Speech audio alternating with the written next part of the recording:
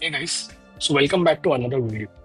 What I've seen a lot of times when working with clients who want to share their white papers or their case studies which they create in the form of a gated content with prospects or with clients is that they create the form, and when someone submits that particular form, they are then sent a separate emailer with the link. Now, it may seem like a very small thing, but it actually adds a bit of friction. The user has to take an extra step of opening his inbox, opening that email, and then accessing the link. And all of this can be avoided by just one simple step when you create a form. And that's what we're going to look at right now. So I have a form over here in front of me. And all what I need to do over here is when I go to HubSpot, I need to go to content and then click on files. So over here, I can just upload the white paper or the case study which I have from my system. So I just click over here and then I select any file and then I just upload it over here and it will then appear in under the file section. Now, for example, this is the PDF. So this is accessing, customizing details in HubSpot. So if I want to share this particular PDF with someone, all that I need to do is go to details.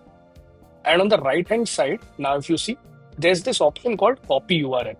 So I click on copy URL, and then what I need to do is this is my gated content form which I am creating, and I just need to go over here under options, and over here it gives me these options like what should happen after someone submits a form. Now instead of creating a separate email and sending out the white paper link, what you can do is click on HubSpot pages or external URL, and over here if you click on this drop down, you can add external link and then just paste the link which we just created, which we just added, and then click add. And that's it. You don't have to do anything. I click on update and I publish this form. Now, if I just open up this form in a different tab, now if you see, if I put in my email address and everything over here and then click on submit.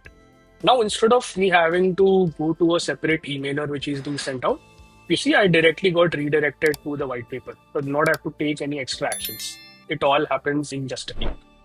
So, this is what I wanted to show you guys. A very easy step, but it actually reduces a lot of friction, especially when it comes to downloading gated content.